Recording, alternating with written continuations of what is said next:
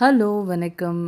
இன்றைக்கி லன்ச்சுக்கு என்ன பண்ணோம்னா ரைஸு, தால், கேரட் போட்ட தால் அண்ட் சிக்கன் கீ ரோஸ்ட் எப்படி பண்ணுறது பார்க்கலாமா?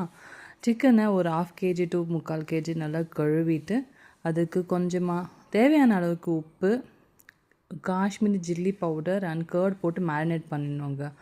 அண்ட் மேரினேட் ஆகிற டைமில் கொஞ்சமாக வெந்தயம், பட்டை, லவங்கம், பெப்பர், ஜீரா, தனியா இதெல்லாம் ட்ரை ரோஸ்ட் பண்ணிக்கின்னு கூல் ஆன பிறகு பவுட்ரு பண்ணி வைக்கலாம்.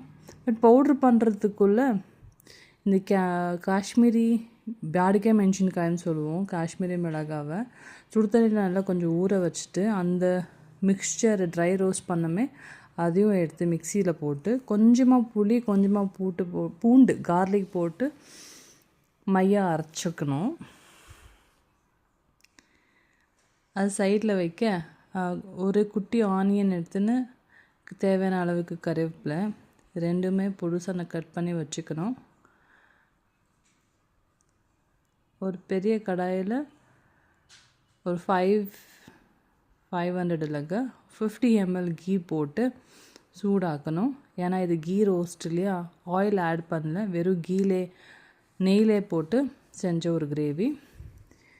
நெய் சூடாயிருந்துமே அதில் ஆனியன், வெங்காயம், கருவேப்பிலை அண்ட் கேஷ்யூஸ் போட்டு நல்லா வதக்கணும். எவ்வளோ வரைக்கும் வதக்கணும்? ப்ரௌனிஷ் ஆகணும், அந்த அளவுக்கு வதக்கணும். நல்லா வதங்கி வந்த பிறகு மேரினேட் பண்ண சிக்கனை அதில் கொட்டி நல்லா கலர்ந்துட்டு அந்த பேஸ்ட் அரைச்சோம் இல்லைங்களா, அந்த பேஸ்ட்டும் போட்டு கலரி விடணும். இதுக்கு முக்கியமாக தண்ணி ஊற்றக்கூடாது. கீ கொஞ்சம் கம்மியாக இருந்தது, ஸோ நடுவில் 2 ஸ்பூன் கீயும் போட்டோம். நல்லா ரோஸ்ட் ஆகட்டுன்ற சமயத்தில் கொஞ்சமாக ஜாகரி போட்டு மூடி வச்சிடணும். தண்ணி ஊற்றக்கூடாது. அந்த கீயில் நல்லா வதங்கி வரணும், கீ மதக்கணும். ரைட், ஒரு 20-30 மினிட்ஸ் சிம்மில் வைக்கணும். இப்போ பாருங்கள், நல்லா சிக்கன் சுக்கவாக வெந்து ரெடியாக இருக்குது. இது எங்கள் ஹஸ்பண்ட் சாப்பிட்டு ரசிக்கிறாரு.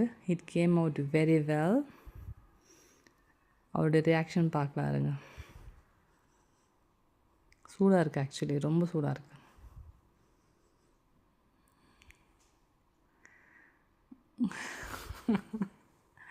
ஓ யா, எஸ் ஸ்வேட்டர், தேங்க்யூ.